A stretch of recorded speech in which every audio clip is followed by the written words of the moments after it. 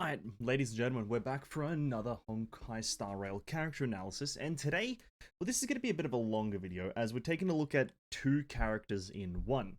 Yes, it's the day of the Trailblazer. We have the Trailblazer male, which is apparently physical, and we have the Trailblazer fire, which is the female one. And the reason we have to go over them two separate times, or at least individually, is because, well, as it stands right now, when you pick the male, you get a completely different kit compared to when you pick the female.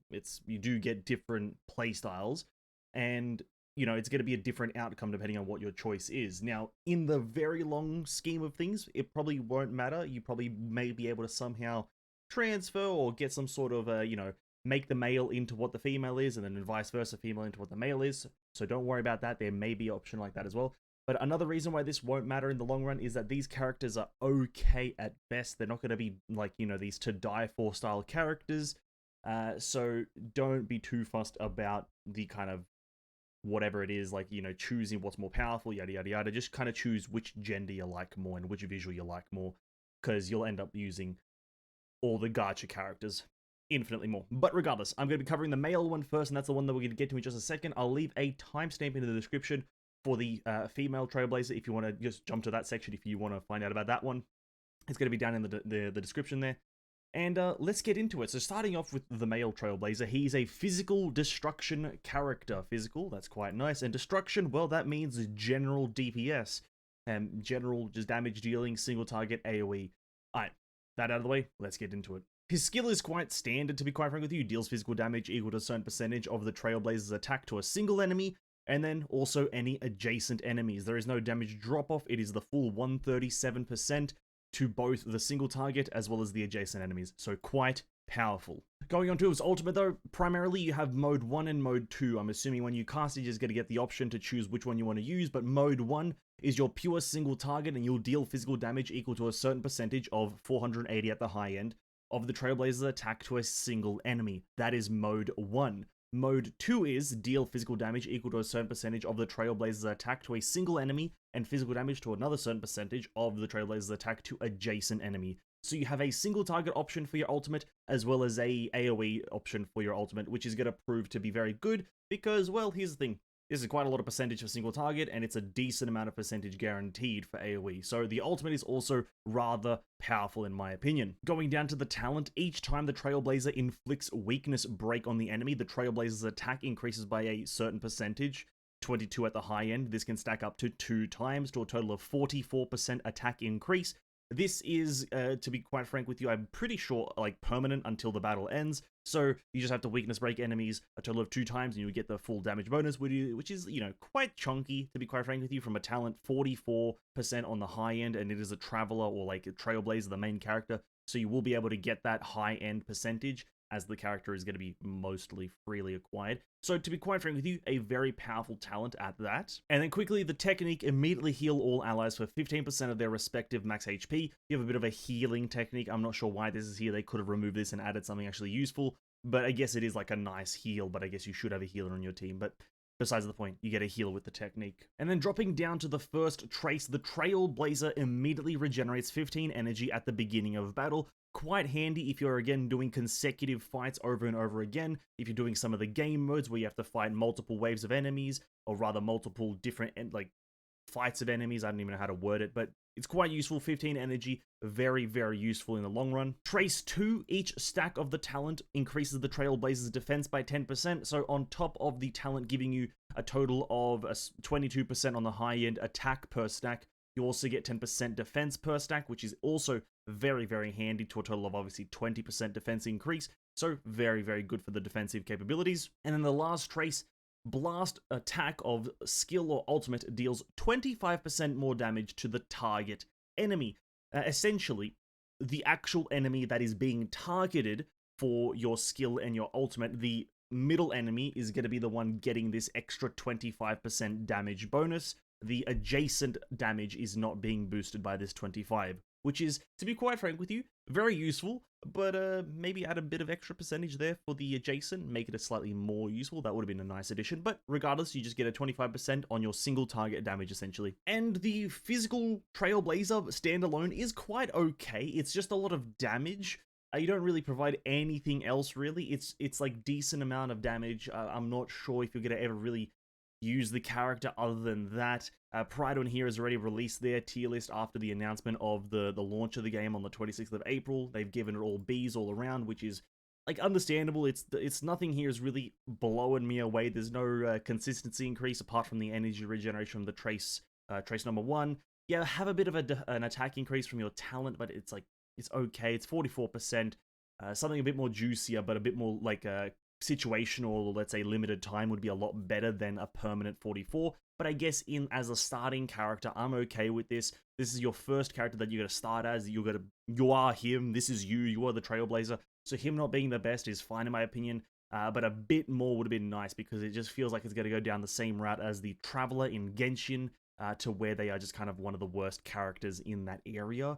We're looking at Animo, Geo, all of that stuff of the Traveler. It's kind of lackluster. So this is unfortunate, but I don't really personally have a problem with it, as in the long run, you also are just going to use all your gacha characters more because they're much more interesting, to be quite frank with you. But going on to the Eidolons now. Now, for Eidolon 1, Scattered Stars, when enemies are defeated due to the Trailblazer's ultimate, the Trailblazer additionally regenerates 10 energy, so you have a 10 energy refund when you kill or defeat an enemy. It's very situational. You have to defeat the enemy, but because you do so much single target damage, it may not be too hard to do this, but again, it is situational. But also look at all these Eidolons as not really things that you should strive for, as you are going to get all of these things for free. This is how the Trailblazer or the main character in Genshin works, and I'm 100% sure it's going to be how it works in this game, is that this character will always be C6'd, at least at a certain point in the game. So as we go through these, there's not really a must-have or whatever, it's just that this is generally a power boost. But on to Eidolon 2. Attacking an enemy with physical weakness restores the Trailblazer's HP equal to 5% of the Trailblazer's attack, so you have a bit of life leech. It is the action of attacking the enemy and the damage you deal, rather, not the damage you deal, but it is a percentage of your attack that you heal. Kind of a finicky there, but it is essentially like a life leech. You'll always heal a specific amount because it's 5% of your overall attack. But the enemy does have to be physically weak, or that's not correct. That's not how you say that. They have to be weak to physical, a physical weakness, not physically weak. That's a poor wording, but yeah, they do have to do that. So if the enemy is anything other than that, which you have a pretty low chance of encountering physical because you have 1 in 7. But regardless, I'm kind of rambling now. It's okay, a bit of life leech never hurt anyone. Eidolon 4, the Trailblazer's crit rate increases by 25% when attacking enemies with weakness already broken. So it's gonna make that small period when you weakness break an enemy and you have that little window of attacking them where they are kind of stunned per se, or they don't have their weakness shield up. The toughness shield, I believe it's called, or toughness or weakness. Can't remember which one is called the shield. But when they don't have that and when it's broken, you'll have 25% increased crit rate, which is really good, to be quite frank with you. The 25% crit rate is a massive boost, and so you only really have to kind of go for like about 50 average for the character if you have Eidolon 4. But the thing is, it's very, very specific timing, and so if you don't have your abilities up or you don't have any kind of damage available during this period, it's going to be kind of a waste of a moment, or like of a weakness break moment. So it's powerful, but limited kind of situation. And then finally, Eidolon 6, the Trailblazer's talent is also triggered when they defeat an enemy. And if we reference back to the talent, when each time the Trailblazer inflicts weakness break on an enemy, they gain attack. Now at Eidolon 6, you also gain that stack when you defeat an enemy. It kind of makes the character a bit more fast-paced and a bit more tempo-based in quick-fire battles. If you can kill, like, let's say, 2 enemies in total with your skill, or with your ultimate, you cast your ultimate, you get that splash damage, or insta-kill 1 enemy, and so on and so forth. In those situations, you're going to be gaining more stacks and essentially have a lot more ramp-up damage a lot more quickly, which is quite handy, to be quite frank with you. It is very, very handy, but again, it's because the value is not that high that it may not prove that useful. But in the grand scheme of things, it smoothens out the gameplay, which is quite good. And that is the physical Trailblazer, to be quite frank with you. That is all there is to them. They are quite okay. Nothing here is blowing you out of the water, to be quite frank. Nothing here is absolutely astonishing. It is quite nice. The character is going to be, let's say, a good example of the first character you get, because once you get something else, you're probably going to want to replace it. but it's fine. I have no problems with that. I accept that, and that's just a part of the gacha world, that the first character you start with is always going to be moderately terrible or moderately okay, right? So that is the physical Trailblazer. Will they serve you well at the start of the game, and will they serve you well for the first 2 weeks of the start of the game whilst you build up all your other characters? Absolutely. Will they serve you very well in the future, let's say half a year or a year into the future? Maybe. Depends on if you're free to play, depends on if you're, like free characters only, or, you don't want to spend any gems if you're going to do the Enviosity and not spend gems for, like, I know, 4 years of the game's lifespan. Up to you, really. They can probably help you if you build them well, but they will be easily replaceable with any of the future characters coming out. So let's get into the light cones. We know that the Trailblazer is physical destruction. So if we go to the physical destruction section of here, you have some options available to you. Most likely going to go on the fall of an Aeon. When the wearer attacks, increase their damage in this battle up to 4 times. When they inflict weakness break on enemies, the wearer's damage increases by a certain percentage. That's what the physical Trailblazer is based around, attacking as well as weakness breaking. So on the fall of an Aeon is going to be your best choice for the physical Trailblazer. Your other options are increase the, something irreplaceable, increase wearer's damage by a certain percentage. When the wearer defeats, heal, and then at the same time increase the wearer's damage until the end of the next phase. It can be quite useful if you do have it, but it's not going to be as good in my opinion as on the fall of an Aeon, as it works a bit more with the kit. Now, as for the 4-star, practically almost any of them, maybe not so much R-lands, as this one is based on HP loss, and you don't want to be at 0 HP or anything like that, so probably try not to go for this one too much. But going on to the nowhere to run, increase the wearer's attack by a certain percentage. Whenever the wearer defeats enemy, heal a bit, so it can be quite useful if you want a bit more sustainability for the physical Trailblazer. The moles welcome you. For every basic attack, skill, and ultimate use, get more attack. Up to 3 stacks can be quite useful. It also means that if you use your whole kit, you get damage bonus. Again, very useful. And then a wolf walk time, increase the attack by a certain percentage and increase their damage dealt to burn and bleed. Don't use this one, it has bleed and burn dependency, so I wouldn't recommend it unless you can apply those things guaranteed. Now, for this kit, your best 2 options are the moles welcome you as well as nowhere to run. They're going to be the best value for the character early on. But other than that, if you do have a 5-star, on the fall of an Aeon is what I would recommend for the physical Trailblazer. And now for the relic sets, this one's the most simple of them all. For the physical Trailblazer, go for the relic set Champion of Streetwise Boxing. God, that's a hard word to say. It's 2 set 10% physical, and 4 set after the wearer attacks or is hit, increase their damage by 5% for the rest of the battle. This can stack up to 5 times, so a total of 25% attack increase from the 4 set. Go for that 4 set, that's going to give you the most bang for your buck. And as for the physical Trailblazer's Planetary Ornament, any of the DPS boosting ones, you can go for Celestial Differentiator, as this one is going to boost your basic attack and skill damage at 80% crit rate or higher. And it may be a bit difficult to get that 80%, but it is going to be worth it to get this increase right here. You could go for Inert Salsodo, that wouldn't be terrible. It's 8% crit rate again, with a 50% dependency, but you also do get ultimate damage increase, which is quite useful because the physical Trailblazer seems to be a bit more based around their ultimate.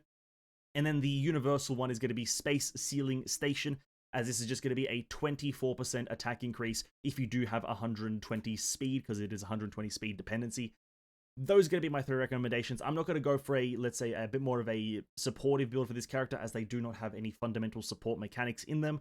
So those are going to be my 3 recommendations for the Planetary Ornaments. Again, a refresh for the physical Trailblazer is going to be Champion of Streetwise Boxing 4 set with any of these 3, what are they called again? Planetary Ornaments, the Celestial Differentiator, Inert Salsodo, or Space Sealing Station. Those 3 are going to be your highest bang for your buck. Now, getting into the female Trailblazer, or the Fire Trailblazer as I will call them now, we have to understand what they are. So they are a fire and a preservation character. Now, what is fire? Well, fire is fire. But what is preservation? That is a defensive support / tank. So either shield providing, aggro taking, damage reduction stuff, just reducing damage taken to the party or to themselves, right? That is the basic premise of their whole kit. Now, let's get into the character. We're going to start off with the talent, as that is a core part of the character's kit, and here's what it does. Each time the Trailblazer is hit, they gain 1 stack of Magma Will for a max of 8 stacks. When Magma Will has no fewer than 4 total stacks, no fewer, the Trailblazer's attack becomes enhanced, dealing damage to a single enemy and adjacent enemies. When the Trailblazer uses a basic attack, skill, or ultimate, apply a shield to all allies that absorbs damage equal to a certain percentage of the Trailblazer's defense, plus an additional base number. The shield then lasts for 2 turns, which is quite a good talent. It's based around getting hit a lot by the enemies, which the character does have a way to get aggro, which I'll explain once we get to it. And then you get 4 stacks of this, then you use your basic attack to then provide a shield to all allies, and essentially deal a bit of damage. It's pretty good. But going on to what that basic enhanced attack is, well, it is consume 4 stacks of Magma Will to enhance a basic attack, dealing fire damage equal to a certain percentage of the Trailblazer's attack to a single enemy, and fire damage equal to a certain percentage of the Trailblazer's attack to adjacent enemies. It is pretty simple, pretty straightforward. Now, as for the, if it's not enhanced, you probably just deal damage to one enemy. It's probably the same thing, 110% at the max, but you're most likely going to be using the basic attack whenever it is enhanced, as well, I'll get into that once we get into the skill, because the skill is what makes that happen. Now, about that skill, when a skill is used, increase the Trailblazer's damage reduction by a flat percentage of 52 at the high end, which is quite good, and gain 1 stack of Magma Will, with an additional 100% base chance, which is alterable by effect hit rate, to increase the likelihood of being attacked by all enemies for 1 turn. And this is where you're going to get all your aggro, and this is most likely where you're going to get, you're going to build up all your Magma Will stacks, right? You're going to cast your skill once, then for the next turn, you're going to get attacked a bunch of times, and then you're going to cast your basic attack, and you're going to hit the shield, and you're going to have your skill back up, so you're going to cast your skill, get all the aggro, magma, and then that's the cycle, right? That's the cycle of life, as they call it, which is quite a good skill, by the way. A lot of damage reduction and very good utility. Overall, great. And now, finally going on to the ultimate, deal fire damage equal to a certain percentage of the Trailblazer's attack, plus a certain percentage of the Trailblazer's defense to all enemies. The next basic attack will automatically be enhanced and does not cost Magma Will, which is quite good. This does also prove one point, is that she does scale with both attack as well as defense, so getting either of these stats on any of your relic sets or through any kind of boosting functions is going to be overly useful for this character, giving them more and more scaling for their damage. And as for the technique, at the start of the next battle, gains a shield that blocks damage equal to 50% of the Trailblazer's defense, plus 160 for 1 turn. Not overly useful, and you probably won't end up using this one ever because it is pretty garbage. Dropping down to the traces, the first trace, after using skill, the damage taken by all allies reduces by 15% for 1 turn, which is kind of useful, very, very useful kind of ish. Your skill does in fact boost the aggro generation of the Trailblazer, but then also reducing the damage taken by your allies is kind of okay, I guess, in the rare case that they do get attacked by an enemy. So it's okay, it's fine, it's a little bit of additional damage reduction. It does also apply to the Trailblazer herself, so it means she'll also be taking a lot less damage, and kind of theoretically it does boost this 52 up to 100, not 100, 60, 7. I don't know why I got 100 out of that. Terrible maths, but yes, she also does get it, so it's quite useful, but also all the allies stuff doesn't really make sense much, but it is what it is. On to Trace 2, using a basic enhanced attack, restores 5%, or restores HP by 5% of the Trailblazer's max HP, so you get essentially 5% of your HP back when you use an enhanced basic attack, so it's quite useful, quite handy. A bit of extra health regeneration never hurt anyone. And then the last trace, when the Trailblazer is protected by a shield at the beginning of a turn, increase attack by 15 and regenerates 5 energy until the action is over. So you just get 5 energy and you get an attack boost if you have a shield at the start of the turn, which is quite handy. Overall, it's quite handy. I'm not gonna, it's not overly, it's not overpowered, but it is quite handy to have that energy regen there, which is overall great. And to go into the character and essentially the baseline character without any eidolons, they're quite good. You pretty much have a shield that you give to allies no matter what you do with the character. Basic attack, skill, or ultimate applies a shield to the whole team, which is very, very good. You have your basic attack. When you consume 4 stacks of Magma Will, you deal a decent amount of damage. And then you also have your skill, which is your aggro generation as well as your damage reduction ability. And then you have your ultimate, which is also your damage dealer as well as free basic enhanced attack generator, which is also very handy. Overall, the best way to describe at least the Fire Trailblazers kit is very synchronous, I believe is the word, or maybe synonymous. I think it's synchronous. Everything works with each other, and everything kind of feeds off of each other. You have the talent feeding into the basic attack. The basic attack helps you in just dealing damage, and then the skill helps you get your talent, which helps with the basic attack. And then your ultimate is like this little additional thing to your basic attack as well. So the whole kit is very synchronous with itself, and that's probably why Pridewin did rate this character as an S in all of these areas, because, well, the character fundamentally functions really well. Whether the values are high or low, it doesn't really matter if the character just functions really, really well. If they are very smooth to use, very good to use, and decent value, the character will be rated very highly. And, you know, these ratings, I wouldn't say they're overly inaccurate, seeing as SS is the highest one, I believe, in their tier list. But that is the character's base kit. Now going into the Eidolons. Starting off with Eidolon 1, when the Trailblazer uses their basic attack, deal additional fire damage equal to 15% of the Trailblazer's defense, and then when the Trailblazer uses their enhanced basic attack, deal additional fire damage equal to 20% of the Trailblazer's defense, right? So 15% more damage based on defense if it's a basic attack, 20% if it is an enhanced basic attack.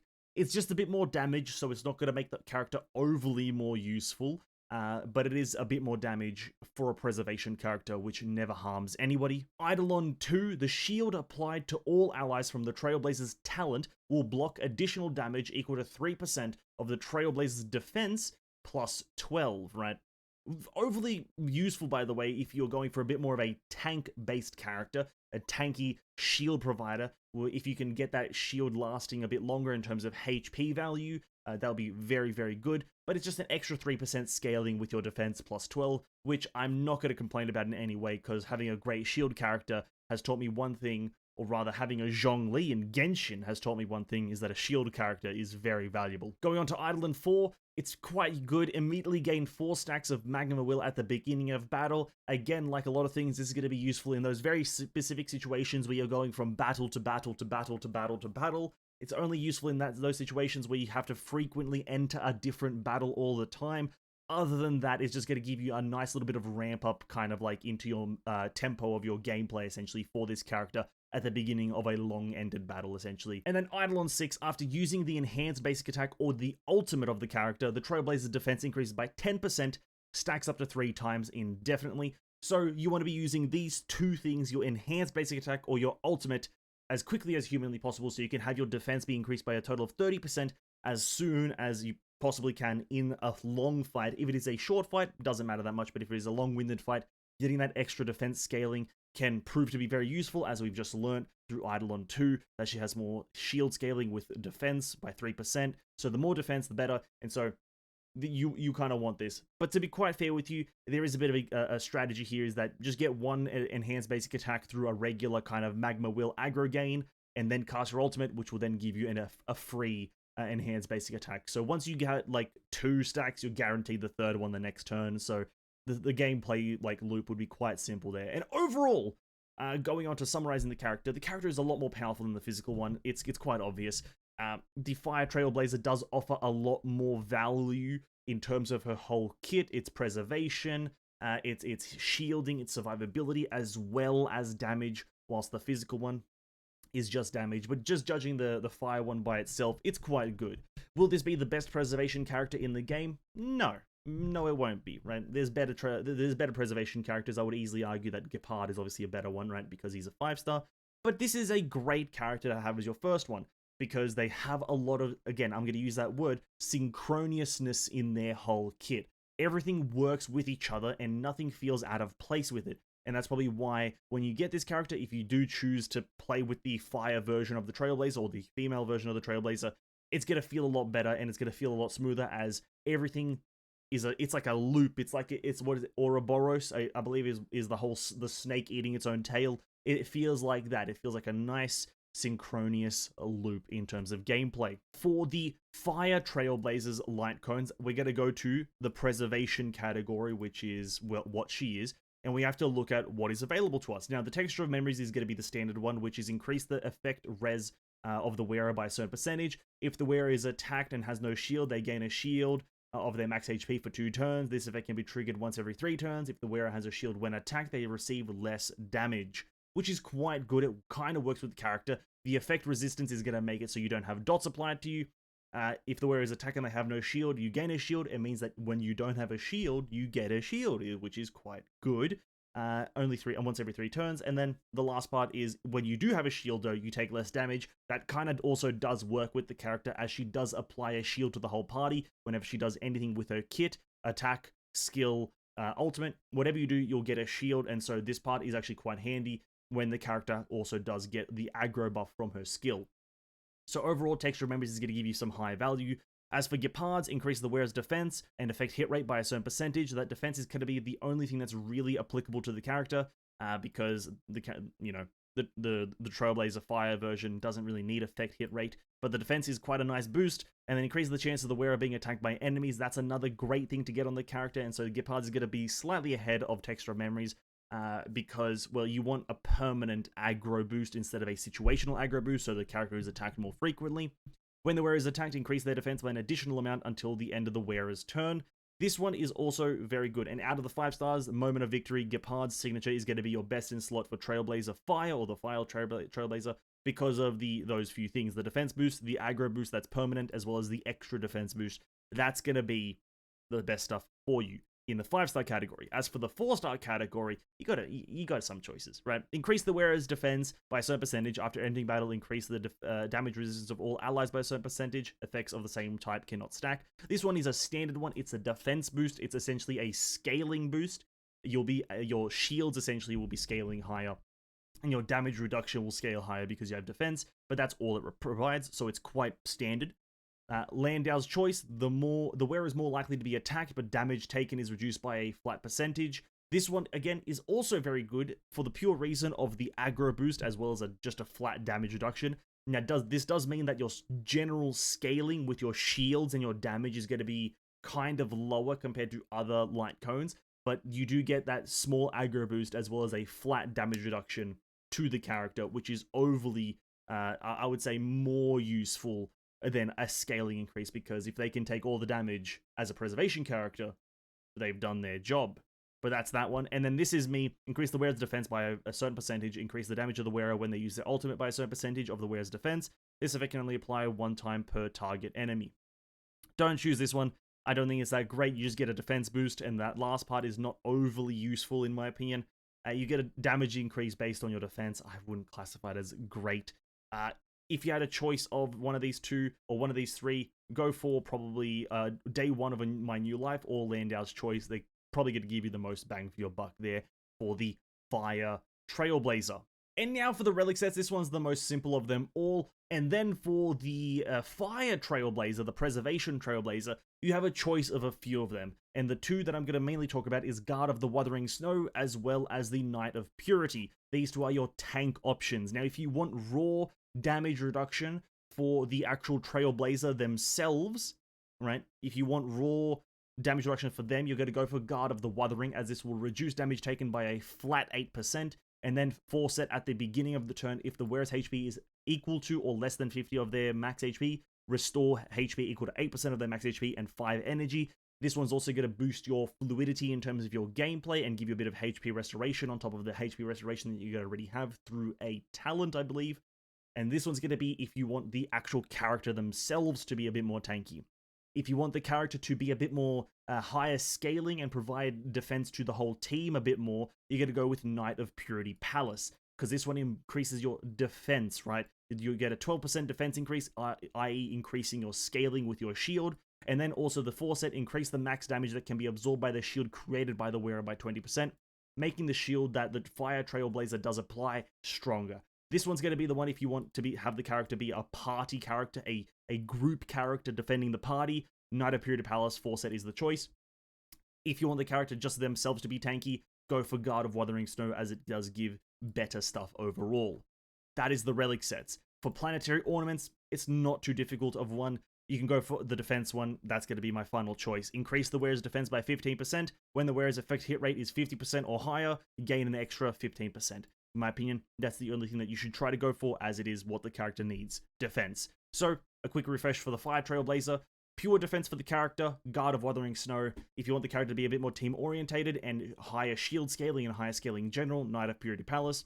And for the planetary ornament, it's going to be Bellow Bog of the Architects, which is a overall 30% increase to defense. And now, that is the characters done. That is both the Trailblazers done in one video, and that was a lot of talking done by my throat. These characters are quite okay. The physical Trailblazer does fall short slightly compared to the Fire Trailblazer, and that is just purely, in my opinion, because of a bit more of a synchronous mechanic between the two characters. One is extremely fluid, everything works together, everything is very synchronous. Whilst the physical Trailblazer, the one that doesn't, is just damage, and that usually doesn't go well, right? That usually doesn't end up being overly powerful unless it is a crazy amount of damage. So, that is the two characters done. If you did enjoy, thank you so much, and hope you did enjoy. Like the video and sub to the channel, because hey, why the hell not? It's free, right? If I did get anything wrong, by all means, do comment down in the description. These two characters aren't that important, I'll be honest with you, but again, if I did get anything extremely wrong, comment down in the description, please inform me, and I'll try to get back to you and kind of like pin the comment if it's a super important thing. Thank you guys so much for watching. Have a great evening, and I'll catch you guys in the next HSR analysis.